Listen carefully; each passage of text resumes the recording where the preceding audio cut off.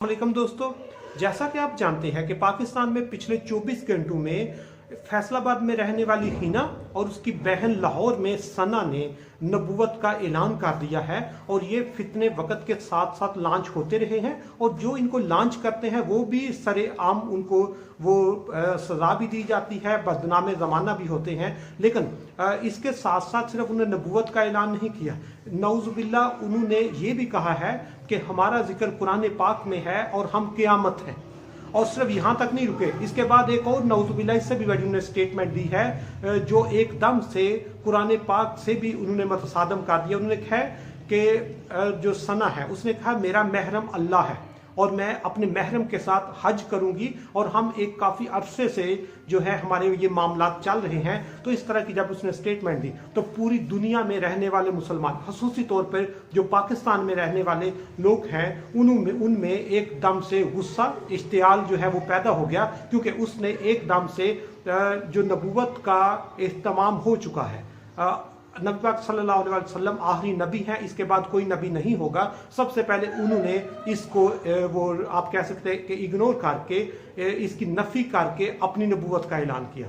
दूसरे नंबर पर उन्होंने अल्लाह ताला ने ना किसी को पैदा किया है, ना उसको किसी ने पैदा किया है, ना वो किसी का बेटा है, ना उसने किसी को जना है।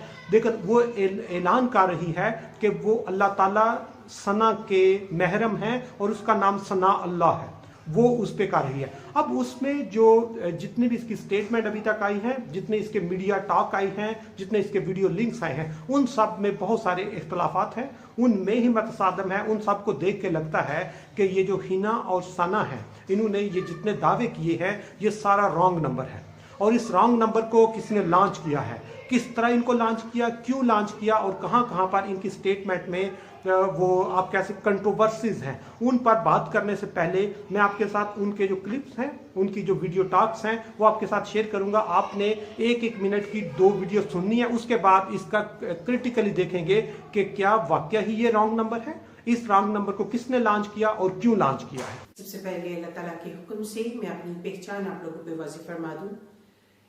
मैं रसूल हूँ, मेरा टाइटल कुरान पाक में जो महफूज है, क़यामत, मैं क़यामत हूँ जिसके लिए तमाम ज़मीन और आसमान पर निशानियां पूरी हो गई, वो क़यामत मैं हाजिर हूँ जी अपने सच्चे महरम के साथ। मेरा महरम अल्लाह रब्बुल आलमीन, मेरा नाम है सना अल्लाह। अल्हम्दुलिल्लाह, सना अल्लाह जो ये नाम है, ये इस कायनात की सबसे बड़ी जीत है। मैं हकूकुल्लाह से नवाजी गई, हज्जुल अकबर अदा करती हुई, अपने 3 दर्जों से गुजरती हुई इस मंजिल पे अब आ पहुंची हूँ कि मुझे अपनी पहचान आप लोगों को पेश फरमानी है। इल्मे लदनी से नवाजी गई, अल्लाह ताला दी नवाजी हुई बंदियां रूहानियत दे साडे नाल कुछ मामलात ने। मेन बंदा मेरी सिस्टर हैगी है, 17 साल तो ओदे नाल है मामलात ने। सना अल्लाह, ओ लाहौर च, ठीक है। ए वीडियो ओदी है, मैं ओदे इस सफर च ओदे नाल गवाह हां। ओदी अल्लाह ताला ने मैनू शामिल किया होया है। हजूर पाक सल्लल्लाहु अलैहि वसल्लम पेशन गोई और तलीम फरमा के गए हुए ने कि अल्लाह ताला अपने नेक बंदियां नाल ख्वाब दे थ्रू राबता फरमाएंगे, ठीक है भाई।